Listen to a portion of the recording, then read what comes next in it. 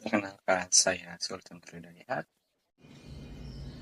Halo, nama saya Haji Gunari. Di sini kami berdua akan mempresentasikan pengantar statistika inferensial, di mana ini adalah tugas dari mata kuliah statistika inferensial dengan dosen pengampu Bapak Prima Sadewa. Berikut presentasi yang akan kami sampaikan kepada rekan-rekan semua. Semoga bermanfaat untuk kami dan untuk semua mahasiswa yang ingin mengetahui apa sih pengantar statistika inferensial itu. Yuk. Pengertian statistika. Di sini kami akan menjelaskan apa sih statistika itu. Statistika dan penelitian adalah dua hal yang sulit dipisahkan dalam sebuah penelitian.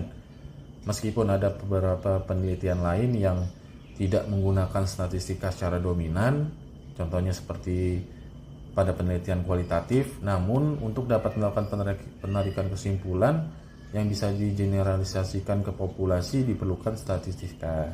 Seringkali beberapa orang masih belum bisa membedakan antara istilah statistik dan statistika. Apa sih statistik dan statistika itu?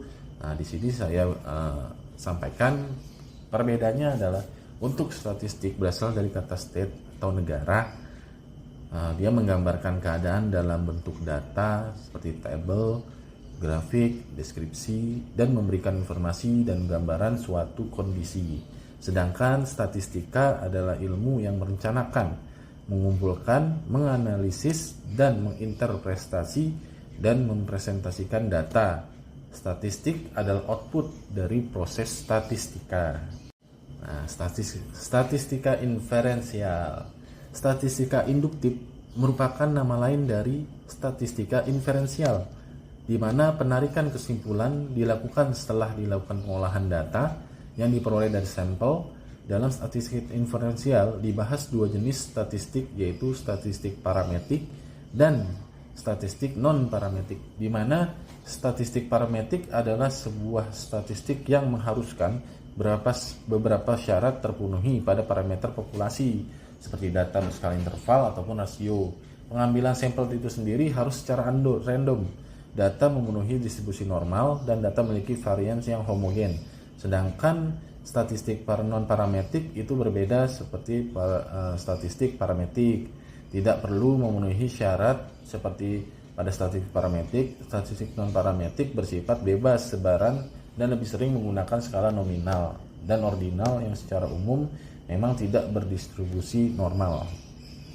Selanjutnya, proses penelitian dimulai dengan identifikasi masalah, melakukan kajian teori untuk mendukung penelitian, mengumpulkan data populasi atau sampel, menguji validasi dan reliabilitas instrumen, dan terakhir melakukan analisis data untuk menjawab masalah dan menguji hipotesis.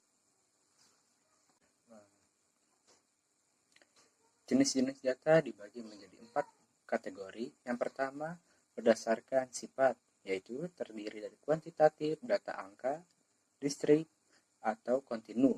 Yang kedua, ada kualitatif, data non-angka, yaitu adalah deskripsi. Berdasarkan waktu, cross-section, pada satu waktu tertentu, dan time series, dari waktu ke waktu. Berdasarkan sumber, ada internal, yaitu dalam organisasi, dan eksternal, yang itu di luar organisasi. Dan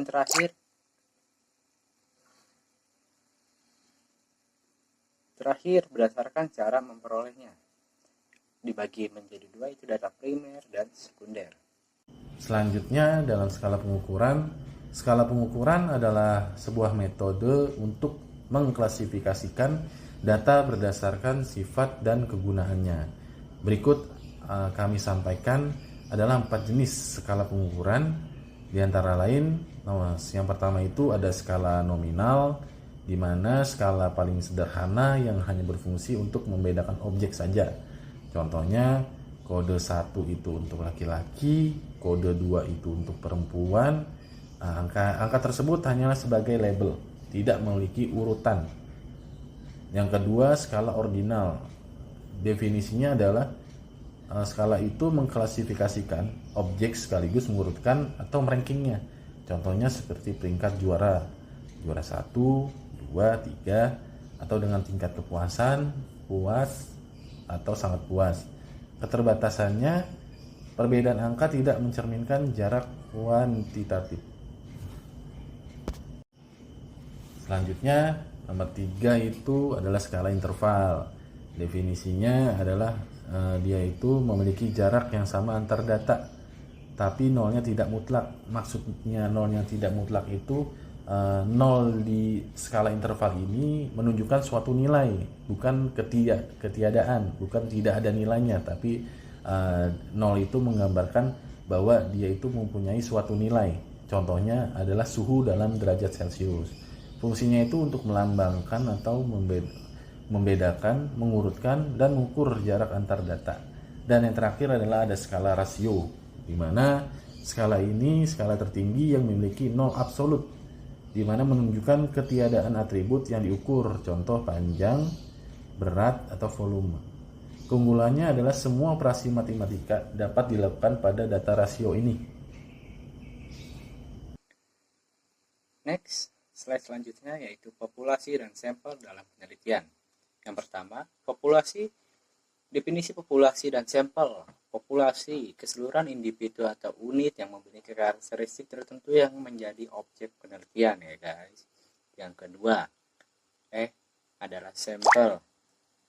Sampel, bagian dari populasi yang dipilih untuk diteliti yang diharapkan dapat mewakili karakteristik populasi tersebut, yaitu representatif. Yang kedua ada manfaat pengambilan sampel. Yang pertama itu menghemat waktu dan biaya penelitian. Yang kedua memperluas ruang lingkup penelitian. Yang terakhir menghasilkan simpulan yang lebih akurat jika sampel bersifat representatif. Oke, lanjut di next selanjutnya yaitu ada nomor 4, penentuan ukuran sampel. Jumlah sampel tergantung pada sifat populasi, yaitu homogen atau heterogen, dan tingkat kesalahan yang dapat diterima itu adalah dalam kurung error rate. Biasanya tingkat kesalahan yang digunakan adalah 5% atau 0,05. Formula untuk menghitung ukuran sampel, yaitu formula Slopin digunakan untuk populasi besar dan tingkat kesalahan tertentu. Kedua, formula Lemsau digunakan untuk penelitian dengan populasi tidak diketahui atau tidak jelas. Oke, selanjutnya itu yang kelima, langkah-langkah pengambilan sampel gimana? Yang pertama, mendefinisikan populasi penelitian. Yang kedua, menentukan kerangka sampel yang memungkinkan. Yang ketiga, memilih teknik sampling yang sesuai. 4. Melakukan proses pengambilan sampel. Yang kelima, mengecek kembali proses untuk memastikan tidak ada kesalahan. Sampel yang representatif sangat penting untuk memastikan hasil penelitian dapat menggambarkan karakteristik populasi secara akurat. Oke, cukup sekian dari kelompok 1. Kurang lebihnya mohon maaf. Jika ada kata-kata yang kurang berkenan mohon dimaafkan. Wassalamualaikum warahmatullahi wabarakatuh.